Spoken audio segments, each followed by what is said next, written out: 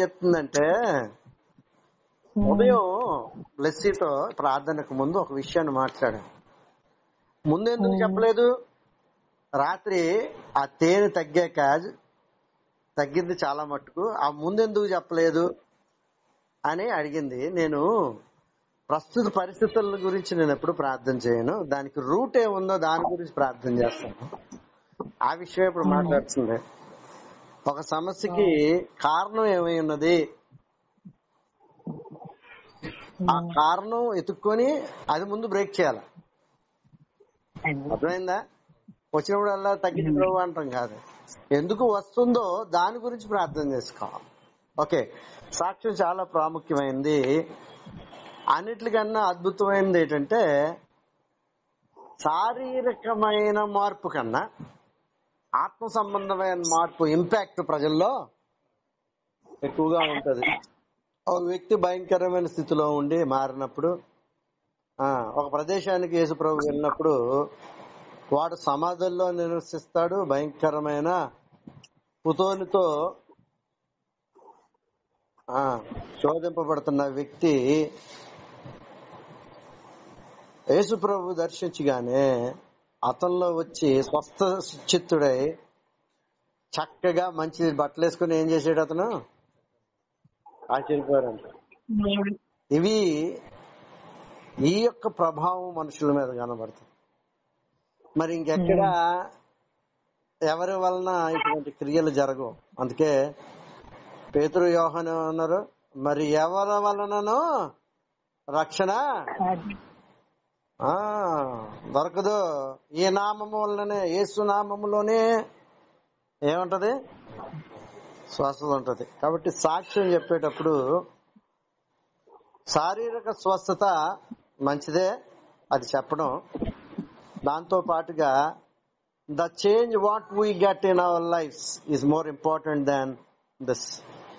మన జీవితంలో చేసిన మార్పు విషయంలో దేవుడు చేసే కార్యాలని నేను గమనిస్తా ఉంటాను, అన్ని గమనిస్తా ఉంటాను. వీడు వచ్చిన కొత్తలో ఎలా ఉండేవాడు, ఇప్పుడు ఎలా ఉంటున్నాడు. మేమేమో నేను సత్యవేదం కరుణ బ్లెస్సీ అందరూ కలిసి రాత్రి అంతా ప్రార్థనలో ఉంటే వీడు భోజనం చేసి పడుకునేవాడు. వీడికి ప్రార్థనలో ఉండాలని ఆలోచన లేదు, రక్షణ అనుభవంలోకి వచ్చాడు. గాని అసలు నాకు పట్టనట్టుగా ఆడి పనిలో ఆడు ఉండేవాడు. కానీ రాను రాను ఏమయ్యాడు, ద చేంజ్. ఈ మధ్యన ప్రార్థనలో కూడా ఏం చేస్తున్నాడు, ప్రార్థన నడిపిస్తున్నాడు, వాక్యాలు నేర్చుకుంటున్నాడు. చాలా మార్పు వస్తుంది. చాలా కాలం పడుతుంది సెట్ అవ్వడానికి బండి. ఇది ఒక రోజులో వచ్చింది కాదు. ఈ రోజు నేను ఈ బోధ చేస్తున్నాను అంటే దీని వెనక ఎన్నో సంవత్సరాల కృషి ఉంది, ఎన్నో సంవత్సరాల కష్టం ఉంది. ఇది ఒక రోజులో వచ్చింది ఏం కాదు. ఇది అర్థమవుతుందా? పోరాడాలా, కనిపెట్టాలా, వాక్యాన్ని పొందుకోవాలా, ఒక మాట పొందుకోవాలా. అర్థమైందా? రోజు ఈ రోజుల్లో ఏం చేస్తారంటే చాలా మంది వాక్యాలు నాకు రోజు చాలా మంది వాక్యాలు పెట్టేస్తారు. ఎవరో ఒక సేవకుడిని తీసుకొచ్చి నాకు ఫార్వర్డ్ చేస్తారు. స్టీఫెన్ పాల్ గారి వాక్యం పొద్దున్న ఈ రోజు వాగ్దానం ఆయన ఏదో పెడతాడు, ఆయన అది తీసుకొచ్చి నాకు పెడతారు. వాళ్ళు కౌజు పెట్ట అది నాది అన్నట్టుగా అన్ని గుడ్లు తనగా అనుకో. అసలు మా అనుదినాహారం నేడు మాకు దయచేయమంటే అర్థం ఏంట్రా? ప్రతిరోజు దేవుడి నుంచి ఒక ఆహారాన్ని, ఆత్మీయ ఆహారాన్ని పొందుకోవాలి. ఆవిడ దగ్గర నుంచో కాదు, నువ్వు దేవుని దగ్గర కనిపెట్టుకొని అది ఆయన ఆహారం. ఆ స్టీఫెన్ పాల్కి ఇవ్వబడిన ఆహారం అది నీకు ఇవ్వబడిన ఆహారం కాదు. ఈ సేవకులు చేసే తప్పుడు బోధ ఏంటంటే ఇదే. ఈ రోజు దేవుని వాగ్దానం అని ఆడు చెప్తాడు. ఈ రోజు దేవుడు నీకే వాగ్దానం ఇచ్చాడో నీకు తెలియాలి. ఆయన వాగ్దానం నీది ఎలాగవుతుంది? That is a foolish and wrong leading. ఇది తెలుసుకోవాలి. అర్థమవుతుంది, అర్థమవట్లేదా? ఈ రోజు దేవుడు నీకిచ్చిన వాగ్దానం ఏముందో అది నువ్వు తెలుసుకున్నప్పుడు ఆత్మీయంగా బలపడతావు. ఎంతకాలం ఆడిది ఈడిది వాగ్దానం నీ వాగ్దానం కానీ నువ్వు ఆలోచించినంత కాలం నువ్వు ఆత్మీయంగా ఎదగలేవు. వాక్యం ఏం చెప్తుంది? మా అనుదిన ఆహారము అది ఎవరిస్తారు నీకు? ఆయన అనుగ్రహిస్తాడు. Everyday when you pray and ask him, will give a word everyday. నువ్వు అనుదినము వాక్యం కంటిన్యూస్ గా చదువుతున్నప్పుడు ఆ వాక్యంలోంచి దేవుడు మాట్లాడతాడు, ప్రత్యేకమైన మాట మాట్లాడతాడు. హల్లెలూయా. ప్రభువా ఏం చెప్పమంటే, వాట్ రైట్ ఇస్ పీపుల్, దేవుని యొక్క బిడ్డలకు ఉండే రైట్ గురించి, హక్కు, దాని గురించి దేవుడు మాట్లాడమన్నాడు. హల్లెలూయా. యెషయా గ్రంథము 45వ అధ్యాయము 11వ వచనంలో ఒక మాట రాయబడి ఉంది. తీయండి, త్వరగా తీసి చదవండి. యెషయా గ్రంథం బాగా చదవాల. 66 అధ్యాయాలు ఉంటాయి. ఈ 66 పుస్తకాలకి రిలేటెడ్ గా అన్ని విషయాలు అందులో చేర్చబడ్డాయి. Wonderful book. యెషయా ద్వారా దేవుడు అద్భుతమైన రీతిలో ఇది వ్రాయించాడు. 45వ అధ్యాయము 11వ వచనంలో ఏమన్నది?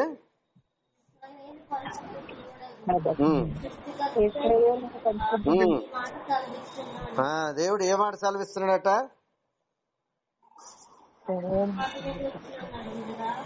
రాబోవు వాటిని గూర్చి నన్ను అడుగుదురా అని చెప్పి ఒక నెంబర్ వేసి కింద రాశారు. ఏం రాశారు? నన్ను అడగండి అంటున్నాడు. రెండో మాట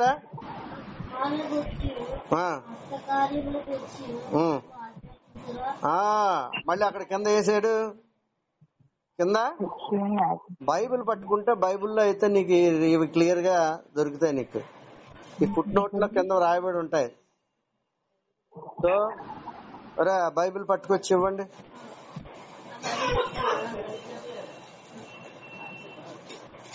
కాబట్టి రెండు విషయాలు ఇక్కడ దేవుడు మాట్లాడుతున్నాడు. ఒకటేంటంటే, నా హస్తకృత్యాల గురించి నాకు ఆజ్ఞాపించండి అంటున్నాడు. దేవుడు తన బిడ్డలకి ఇచ్చే హక్కు గురించి ఇక్కడ మాట్లాడుతున్నాడు. చూడండి, రాగల వాటిని గూర్చి నన్ను అడుగుదరా, నన్ను అడగండి అంటున్నాడు ఫుట్ నోట్ లో. నా కుమారుల గూర్చి, నా హస్తకార్యముల గూర్చి నాకే దేవుడు తన బిడ్డలకి ఇచ్చిన హక్కు. What right you have in Christ, క్రీస్తులో నీకున్న అధికారము, హక్కు ఏంటో ఈ రోజున దేవుడు నీకు బయలుపరుస్తాడు. హల్లెలూయా. హల్లెలూయా. తన బిడ్డలకి ఇచ్చిన రైట్ ఏంటంటే కమెంట్ చేయండి అంటున్నాడు.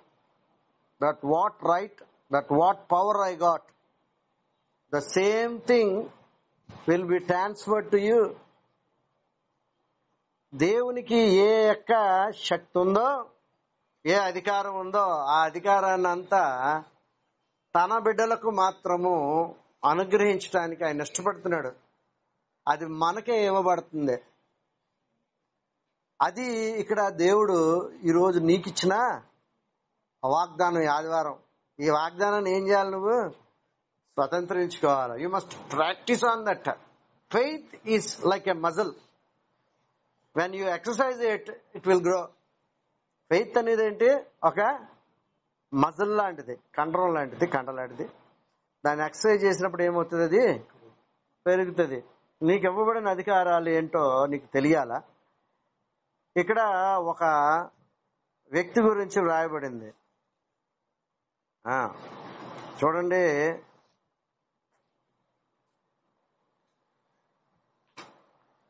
యెహోషువ 10వ అధ్యాయము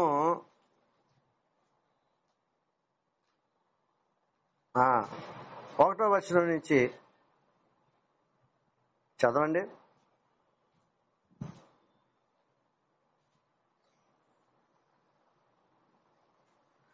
పదాధ్యాయంలో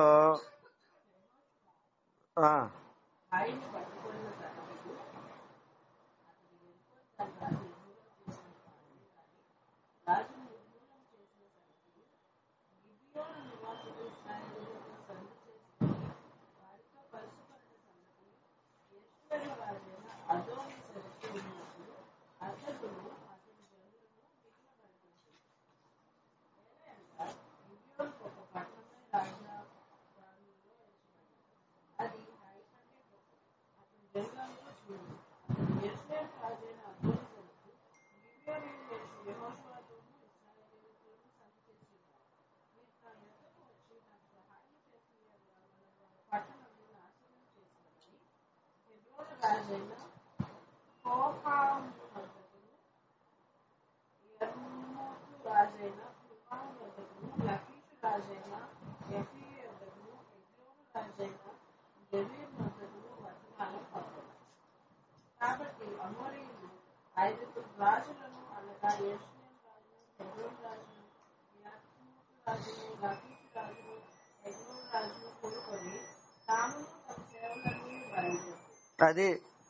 ఈ 5గురును ఇశ్రాయేల్ మీదకి వచ్చారు.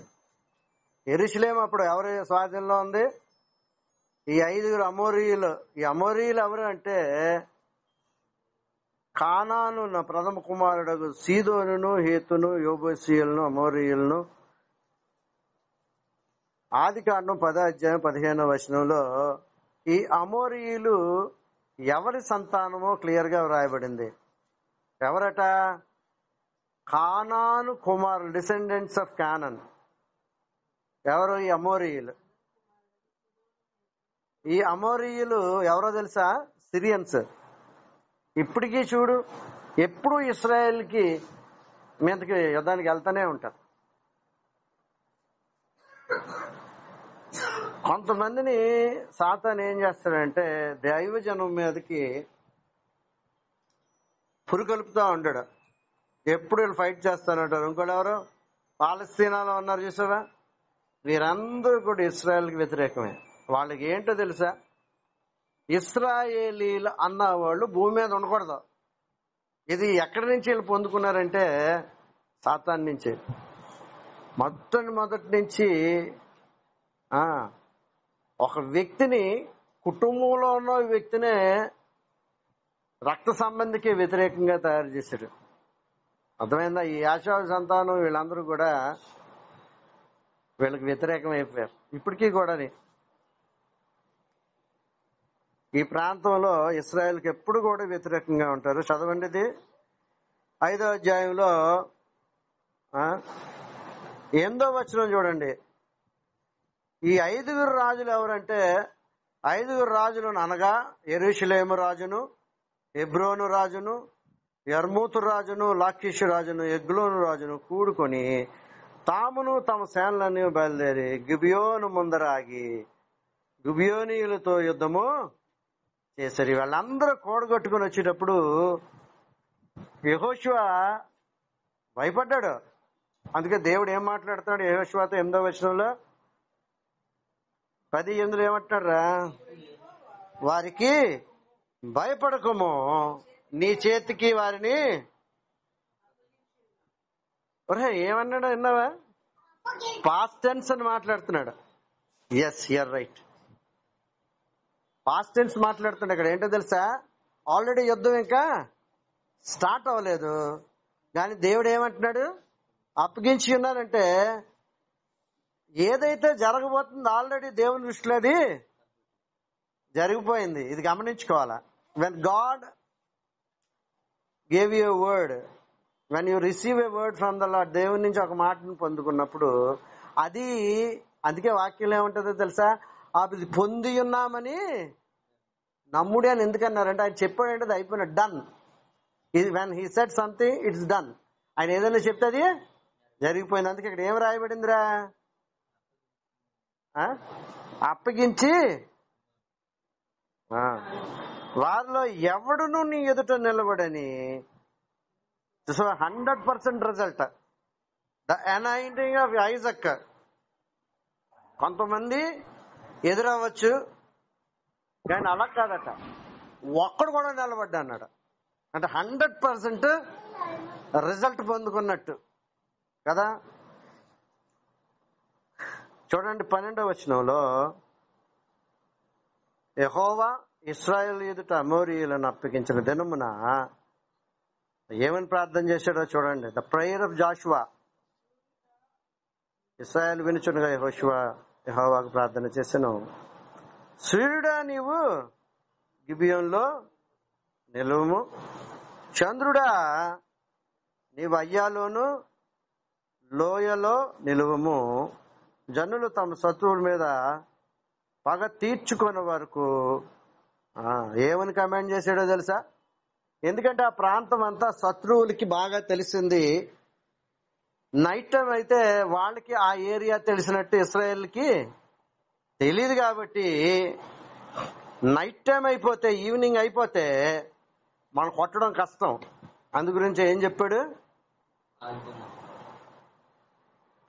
దేవుడు తన బిడ్డలకి ఇచ్చిన ఆజ్ఞ ఏంటో తెలుసా?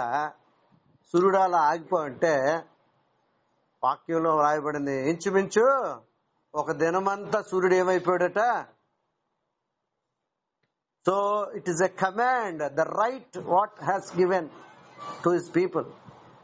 దేవుని బిడ్డలకు దేవుడిచ్చిన హక్కు, అధికారం, ఆధిక్యత నీకు తెలియాలా. తెలిస్తే నువ్వు మామూలుగా ఉండవు.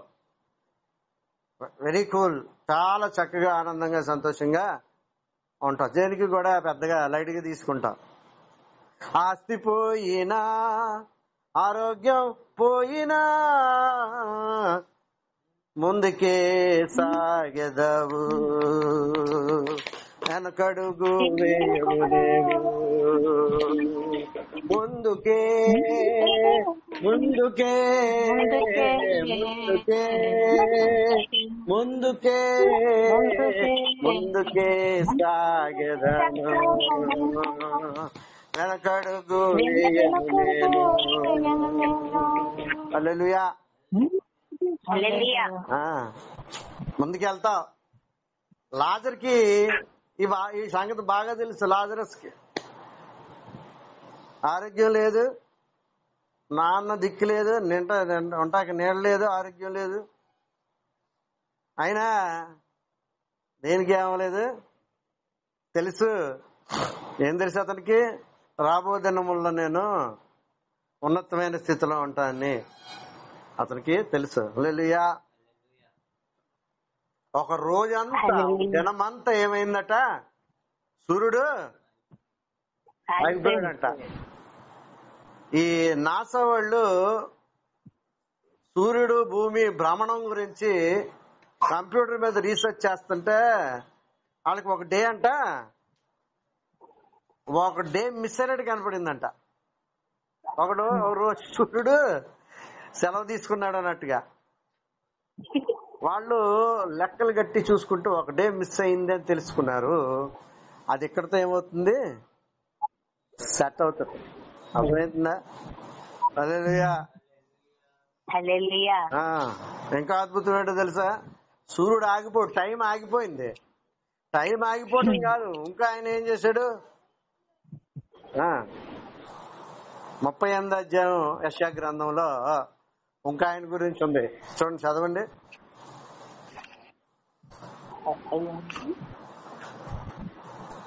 యెషయా 38వ అధ్యాయంలో, ఆ దినములలో హిజ్కియాకు మరణకరమైన రోగము కలుగగా, అది ఆ దినములలో హిజ్కియాకు ఏమైందట? భయంకరమైన రోగం వచ్చిందండి. కలుగగా అప్పుడు ఏం చేశాడు? ప్రార్థన చేశాడు దేవునికి, అయ్యా ఒక అద్భుతం చెయ్యయ్యా. చదువమ్మా, చదువు. ఆయన యొద్దకు వచ్చి, నీవు మరణమవుతున్నావు, బ్రతకవు గనుక నీవు నీ ఇల్లు చక్కబెట్టుకోనమని యెహోవా సెలవిచ్చుచున్నాడని చెప్పగా, అతడు తన ముఖమును గోడ తట్టు తిప్పుకొని, యెహోవా యథార్థ హృదయుడవై సత్యముతో నీ సన్ని నేనెట్లు నడుచుకొంటినో నీ దృష్టికి అనుకూలముగా సమస్తమును నేనెట్లు జరిగించుతునో కృపతో జ్ఞాపకం చేసుకోనమని కన్నీళ్లు విడిచిస్తూ. ఇక్కడ యెషయా 38వ అధ్యాయంలో హిజ్కియాతో దేవుడు యెషయా ద్వారా ఏం సెలవిచ్చాడు? నువ్వు చచ్చిపోతావయ్యా, నువ్వు ఇంక మరణం పొందుకుంటావు, ఇంక నువ్వు ఏం చేయాలి? నీ ఇల్లు చక్క పెట్టుకో అంటే అర్థం ఏంటి? అప్పగింతలు చేస్తే నువ్వు చచ్చిపోతావంట. అప్పుడు ఇతను మాట్లాడుతున్న మాట ఏంటంటే, దేవా నీ ఎదుట నేను ఎలా యథార్థంగా ఉన్నానో నువ్వు తెలుసు కదయ్యా అని గోడ తట్టుకు తిరిగి చంటి పిల్లలు ఏడ్చినట్టుగా చూడండి, పిల్లలు ఒక బాధ కలిగినప్పుడు గోడ వైపు తిరిగిపోతారు. తిరిగి అతను ప్రార్థన చేస్తుంటే ఈ ప్రార్థన దేవుడు విని తిరిగి యెషయాతో చెప్తున్నాడు, అతను కన్నీళ్లు విడుస్తూ నేను చూశాను. అందుకే విరిగి నలిగిన హృదయము దేవునికి ఇష్టమైన. కొంతమంది ప్రార్థన చేస్తారు డ్రై ప్రేయర్, ఎయిర్ డ్రై లాగా. డ్రై ప్రేయర్ అంటే ఏముండదు, ఆర్ద్రత గాని విరిగి నలిగిన హృదయం గాని ప్రార్థనలో లేనప్పుడు ఆ ప్రార్థన ఫలవంతంగా ఉండదు. అతను కన్నీరు విడిచెను అని వాక్యంలో రాయబడింది. పశ్చాత్తాపంతో కూడినప్పుడు, సరి చేసుకున్నప్పుడు, ఒక ఉగ్రత దేవుడి నుంచి వచ్చినప్పుడు నీ కన్నీటి ప్రార్థన రావాల. కన్నీరు కారినప్పుడు ఆటోమేటిక్ గా దేవుడు విరిగి నలిగిన హృదయాన్ని చూస్తాడు. ఈ కన్నీటి హృదయంతో ఇతను ప్రార్థన చేసినప్పుడు తర్వాత చదువమ్మా, చదువు. యెహోవా వాక్కు యెషయాకు ప్రత్యక్షమై ఇలా సెలవిచ్చెను, నీవు తిరిగి హిజ్కియా యొద్దకు పోయి అతనితో ఇట్లను, నీ పితరుడైన దావీదునకు దేవుడైన యెహోవా నీకు సెలవిచ్చినదేమనగా, నీవు కన్నీళ్లు విడుచుట చూచుకుని నీ ప్రార్థన నేను అంగీకరించి ఉన్నాను.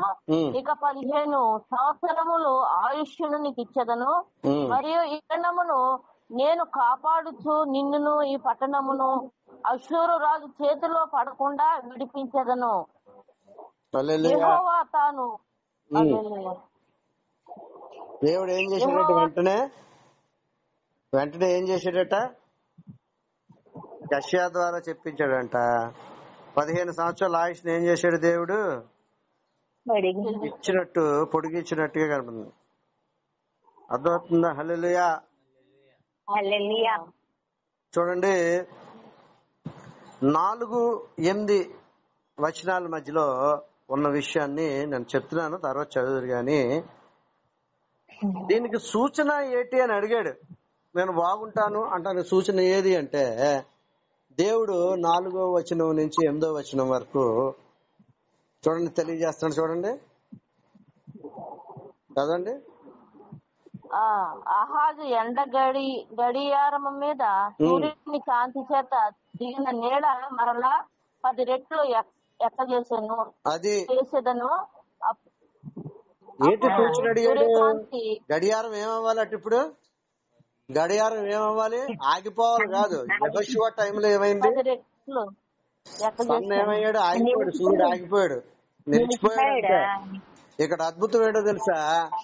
కిందకెళ్ళింది 10 మెట్లు. సూర్యుడు ఏమయ్యాడు?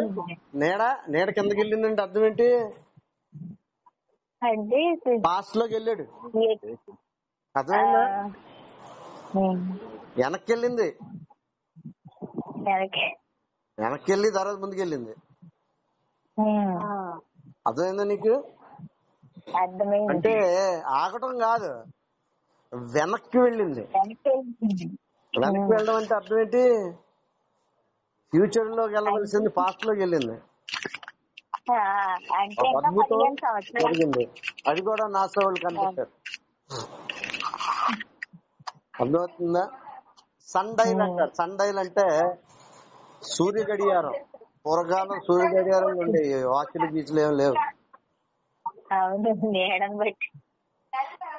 నేను వేళ ఫోటో కూడా పెట్టాను వాట్సాప్ లో. సన్ డైల్ పెట్టాను, ఆ వాక్యము పెట్టాను పొద్దున్న. ఈ సన్ డైల్ పెట్టి ఇలాగ ఒక కోణం లాగా పెడతారు, ఒకటి నిలబెట్టి ఒక కోణం పెడతారు. నీడ, సూర్యుడి నీడ పడిన తర్వాత దానికి చుట్టూరా రౌండ్ గా అంకెలేస్తారు, ఎన్ని గడియలు ఏంటో. అది ఎక్కడ పడితే దాన్ని బట్టి ఆ టైం నిశ్చయించేవారు. ఆహాజు ఏమడిగాడంటే వెనక్కి వెళ్ళాలన్నాడు. దేవుడిని సూచనలు అడిగారు. సూచనలు ఇస్తాడు దేవుడు. సరైన రీతిలో నువ్వు అడిగినప్పుడు సూచనలు ఇస్తాడు. కొంతమందికి సూచనలు ఇవ్వడు దేవుడు. నువ్వు ఒక సూచన క్రియ చేయండి అంటే సద్దుకాయలకి, శాస్త్రులకి, పరిశీలకి దేవుడు అన్నాడు. వ్యభిచార తరం వారలారా సూచిక్రియ అడుగుతున్నారు, మీకు క్షాన సూచిక్రియ తప్ప మరేమీ ఇవ్వబడదు. అదే మరి అడిగినప్పుడు ఇది ఎలాగ జరుగునని క్వశ్చన్ చేసినప్పుడు చెప్పాడు దీనివల్ల జరుగుతుంది. జకర్యా మళ్ళీ అలా చెప్పినప్పుడు ఇష్టపడలేదు దేవుడు. అతని నోరు అమ్మా మ్యూట్ లో పెట్టండి అమ్మా, అతని నోరు మూసివేశాడు. కానీ ఇక్కడ హిజ్కియాకి దేవుడు ఏం చేశాడు, తెలియజేశాడు. సూచన కనపడింది, సూర్యుడు వెనక్కి వెళ్ళాడు, వర్తమానంలోంచి ఎక్కడికి వెళ్ళాడు, గతంలోకి. ఇదొక అద్భుతం, అర్థమైందా? దేవునికి నువ్వు ఏది అడిగితే నీకు ఇవ్వబడిన అధికారం వీళ్ళని బట్టి నీకు తెలిస్తే నువ్వు దేనికి కూడా భయపడవు, ఏదో అయిపోతుందని భయపడవు. నేను రక్షణ 2017లో హార్ట్ కంప్లైంట్ వచ్చినప్పుడు రోజు కూడా ఎలాగుండేదంటే మరణ పంచి వరకు వెళ్ళి వస్తుండేవాడిని. ఊపిరి అందేది కాదు, బ్లడ్ ప్రెషర్ బ్లడ్ పంపింగ్ సరిగ్గా ఉండేది కాదు, 30% ఉండేది రక్త ప్రసరణ నాలో. హార్ట్ చాలా వీక్ గా ఉంది. మా అమ్మ ఏం చేసిందంటే గొడవ చేసి డాక్టర్ గారి దగ్గరికి వెళ్దామని కిరణ్ అని ఎవరో ఉంటే ఒక కార్డియాలజిస్ట్ తీసుకెళ్ళి ఆయన చూసి ఏమన్నాడంటే ఇమ్మీడియట్ గా మీరు ఎక్కడ జాయిన్ అయిపోవాలి, హాస్పిటల్లో హోప్ లో గాని ట్రస్ట్ గాని ఒక్కడో గాని ఎక్కడ దగ్గర జాయిన్ అయిపోమన్నారు. క్రిటికల్ కండిషన్ అన్నారు. నేను ప్రార్థన చేసుకున్నాను. డబ్బులు చూస్తే లక్షలు కావాలి, ఎక్కడ ఉన్నాయి మన దగ్గర. ప్రార్థన చేసుకుని చేయి పెట్టి ప్రార్థన చేసుకునేవాడిని. ప్రార్థన చేస్తుండగా దేవుడు తన ప్రవక్త ద్వారా అమ్మకు చెప్పాను, రే ఫోన్ చేసే ఓపిక కూడా లేదు, ప్రార్థన చేయమని మెన్హర్ జాన్సన్ చేయరా ఫోన్ అన్నా. ఆయనకి ఫోన్ చేసింది, ప్రార్థన చేయండి డాడీకి బాగాలేదని. ఆయన నాకు ఫోన్ చేశాడు, బిజీగా ఉంటాడు. ఆయన ఫోన్ చేసి బ్రదర్ మన ఇద్దరం కలిసి ప్రార్థన చేద్దాం అని చెప్పి ఇద్దరు కలిసి వేడుకున్నప్పుడు దేవుడు దాన్ని అనుగ్రహిస్తాడు. మత్తయి సువార్త 18 తీయండి, 18 and 19. ఈ వాక్యాన్ని ఎత్తిపెట్టుకుని ఆయన బ్రదర్ మత్తయి సువార్త 18వ అధ్యాయం 18వ వచనము 19వ వచనాలు 2 విషయాల మీద మాట్లాడి చూడండి. భూమి మీద దేటిని బంధిస్తారో అది పరలోకమును.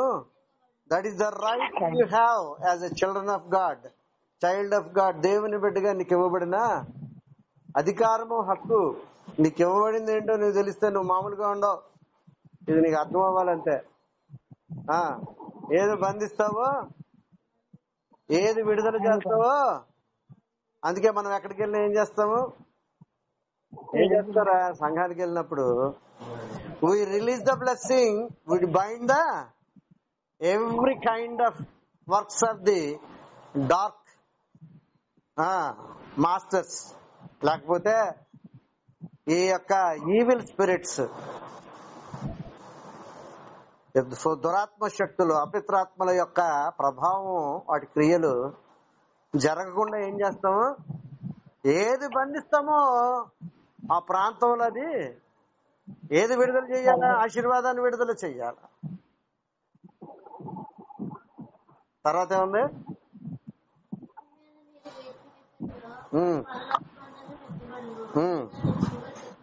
అది తర్వాత 19వ వచనంలో ఉన్నమాట. ఎవరైనాను ఇద్దరు దేని గురించి నేను భూమి మీద ఏకీవించిన ఎడలా, అంటే అర్థం తెలుసా, ఇద్దరు కలిసి. అందుకే నేనేం చేస్తానంటే కొంతమందితో చెప్తాను, అందరితో చెప్పను కానీ కలిసి ప్రార్థన చేద్దాం అంటాం. ఎప్పుడైతే ఇద్దరు కలిసి ఏకీభవించి ప్రార్థన చేసినప్పుడు ఖచ్చితంగా దేవుడు ఏం చేస్తాడట, పరలోకమందు దాన్ని అనుగ్రహిస్తాడు. ఈ వాక్యం చెప్పైనా బ్రదర్ ప్రార్థన చేద్దాం అని చెప్పి సడన్ గా ప్రాఫెసీ రిలీజ్ చేశాడు. బ్రదర్ మీ గుండు బాగుపడడం కాదు కానీ, మీరు గుండె బాధపడుతున్నారు కానీ గుండు బాగుపడడం కాదు, అనేక గుండెలను మీరు ఏం చేస్తారు, హల్లెలూయా అంటే నేను కార్డియాలజిస్ట్ ప్రతి గుండెని బాగు చేయడానికి. దాని అర్థం ఏంటో తెలుసా, దెబ్బతిన్న హృదయాలను, అపవిత్రమైన లేకపోతే దేవునికి దూరంగా హృదయాలను ఏం చేస్తాము? దేవుని వైపుకి తిప్పడానికి ఒక సాధనంగా దేవుడు, అర్థమవుతుందా అర్థం లేదా? సో ఎప్పుడైతే ప్రార్థన చేశాడో, ఈ ప్రార్థన చేశాక నా పరిస్థితి ఏంటో తెలుసా? హాస్పిటల్లోకి వెళ్ళిపోయాను. భయంకరమైన పరిస్థితి. ఇంట్లోనే ఉంటుంటే డాక్టర్ స్పందన అనే అమ్మాయి హౌస్ సర్జరీ చేస్తుంది కాకినాడలో. ఆ అమ్మాయి అనేది అంకులు మీరు జాయిన్ అవ్వండి దయచేసి గవర్నమెంట్ హాస్పిటల్లో అన్న. నా క్రిటికల్ కండిషన్ అమ్మాయికి తెలుసు డాక్టర్ గా. కనీసం గవర్నమెంట్ హాస్పిటల్ జాయిన్ అవ్వమని చెప్పి బలవంతంగా అమ్మాయి వెళ్ళి జాయిన్ చేసింది గవర్నమెంట్ హాస్పిటల్. 2-3 వారాల తర్వాత అద్భుతమైన రీతిలో దేవుడు ఏం చేశాడు? ఈ ఆపరేషన్లు ఈ రోజుల్లో ఏంటో తెలుసా? ఏంటి చెప్పండి? హార్ట్ కంప్లైంట్ అని డాక్టర్ దగ్గరికి వెళ్ళగానే ఆడి 2 స్టంట్లు, 1 స్టంట్ వేసేస్తున్నాడు అంతే. మాటలేం లేవు. కారణం ఏంటో తెలుసా? మొదట నీకున్న అధికారము, నీకు ఇవ్వబడినది నీకు తెలిసినప్పుడు you never go to the hospital. Hospital is not for the God's people. అర్థమవుతుందా? వెళ్తున్నావు అంటే ఎక్కడో ప్రాబ్లం ఉంది నీ ఫెయిత్ లో అన్నదే మనం గమనించుకోవాలి. అర్థమైందా? సేవకులు అపోస్తులు హాస్పిటల్లో జాయిన్ అయ్యారు. అపోస్తులు సుస్థి చేసిందని అక్కడే కనబడదు చూడు. They are very healthy. అర్థమవుతుందా అర్థం అవట్లేదా? ఆ హెల్దీగా లేరంటే వీళ్ళు సరైన రీతిలో వాళ్ళ యొక్క శరీరాన్ని కంట్రోల్ చేసుకోవట్లేదు. They were under control of the flesh. శరీర సంబంధమైన మనసు కలిగినప్పుడు రోగాలు రావడం మొదలు పెడతారు. అర్థమవుతుందా? ఒకప్పుడు నాకు ఎందుకు వచ్చిందంటే హార్ట్ కంప్లైంట్ రావడానికి గల కారణము, నేను సిగరెట్లు తాగేవాడిని ఎక్కువ. 25 సంవత్సరాలు కాల్చాను కాబట్టి దాని ఎఫెక్ట్ ఉంటుందంట బాడీ మీద. అర్థమవుతుంది అర్థం అవట్లేదా? కాబట్టి అద్భుతమైన రీతిలో ఏం చేశాడు దేవుడు? స్వస్థత. నీకు ఇవ్వబడిన అధికారము ఏంటో నీకు తెలిసినప్పుడు నువ్వు అద్భుతమైన రీతిలో ముందుకి వెళ్ళిపోతావు అంతే. సూర్యుడిని గద్దిస్తే సూర్యుడు ఏమైపోయాడు? అలా ఉండవయ్యా అంటే ఉండిపోయాడు. ఇంకోటి ఏమన్నాడు? వెనక్కి వెళ్ళాలన్నాడు. అర్థమవుతుంది అర్థం అవట్లేదా? హల్లెలూయా. ప్రయోగించాలా? ట్రైన్ వెళ్ళిపోతుంది అనుకో, మనం ప్రార్థన చేసాను, ఇక్కడ బయలుదేరింది అక్కడికి వెళ్తే ట్రైన్ వెళ్ళిపోతుంది. టికెట్ తీయాలా, బండి స్టాండ్లో పెట్టాలా, వెళ్ళాలా. ఇక్కడ బయలుదేరేటాడు 1/2 గంటే టైం ఉంది. నేను అక్కడికి వెళ్ళటానికే 1/2 గంట పడుతుంది. టికెట్ ఎప్పుడు తీయను స్టాండ్. మేమేం ప్రార్థన చేసామో తెలుసా? నేను బ్లెస్సి 1/2 గంట వరకు 1/2 గంట దాటిగా రావాలన్నాను. నేను టైంకి వెళ్ళిపోయాను కానీ మేము చెప్పినట్టుగా అది 1/2 గంట తర్వాత వచ్చింది. హల్లెలూయా. కాబట్టి అది ఆగమంటే ఆగాల. That is the right you have in Christ. ఇది నీకు తెలిస్తే everyday you'll enjoy the word. వాక్యాన్ని చాలా ఆనందిస్తావు. ఆ కార్యాలను చూసి, ఎందుకంటే మనకు ఆనందం సంతోషం, ఎన్ని అద్భుతాలు చూస్తా ఉంటాం. భయంకరమైన స్థితిలో నుంచి మనుషులు అనారోగ్యాల నుంచి బయటకు రావడం మాకు తెలుసు. ఇంకా ఈ అమ్మాయి ఉంది ఇప్పుడేమో పొద్దున్న రాత్రి వరకు 24 hours పని చేస్తుంది. ఒకప్పుడు అలా లేదు. 15 రోజులు పని చేస్తే 15 రోజులు రెస్ట్ కావాలా బాడీకి. ఎరా అంతేనా? వీళ్ళ అమ్మమ్మ ఎక్కడ పంపిది? ఇంతకని పనిలో పంపిది. ఉదయం 9కో 10కో వెళ్ళాలి, సాయంత్రం 7 గంటలకు వస్తుంది. అక్కడ బరువులు మోసే పని ఏం కాదు పెద్దగా. షాప్ లో నుంచొని అవి సేల్స్ చేయడం అలాంటి పనే ఉంటది. కానీ 15 రోజులు చేసేటప్పటికి ఈ లంగ్ ఇన్ఫెక్షన్ వల్ల ఏమయ్యేది? జ్వరం వచ్చేసేది. అంతే, మంచం ఎక్కేసేది. 3-4 రోజులు 5 రోజులు మానేసి మళ్ళీ వెళ్ళేది. కానీ దాని నుంచి దేవుడు ఏం చేశాడు తనకి? ఇప్పుడు అయ్యి ఎత్తేస్తుంది, ఇక్కడ వాటర్ బాటిల్ కూడా ఎత్తేస్తుంది. బిందె తీసుకొని 2 అంతస్తుల పైకి నీళ్లు మోసుకొని, ఎరా నువ్వు రాకముందు బిందె ఎవరు మోసేవారు? చిన్న బిందె మొయ్యరా బాబు, పెద్దది ఎందుకురా అంటే పెద్ద బిందె మోసుకొని అక్కడి నుంచి వచ్చేది 2 అంతస్తుల పైకి ఎక్కి. So when you command on his name, దేవుని నామములో నువ్వు గద్దించినప్పుడు, నువ్వు ఆజ్ఞాపించినప్పుడు దేవుడు ఏం చేస్తాడు? హల్లెలూయా. అర్థమవుతుందా? కాబట్టి దేవుని గురించి ఏం చెప్తున్నాడు దేవుడే? నాకు ఆజ్ఞాపించండి. యెషయా గ్రంథం 45:11 అన్నమాట. నా హస్తకృత్యముల గురించి నాకు అర్థమవుతుందా లేదా? సో దేవుడు సమస్తము ఆదాముకి ఏం చేశాడు? భూమి మన చేతిలో పెట్టాడు. హల్లెలూయా. ఇది ఎవరికి వర్తిస్తుందంటే, దేవుని బిడ్డలుగా నువ్వు అయినప్పుడు, దేవుడు బిడ్డగా అయినప్పుడు నీకు ఆ రైట్ వస్తుంది. అర్థమవుతుందా? దేవుడి కొద్ది మాటలు దీవించును గాక.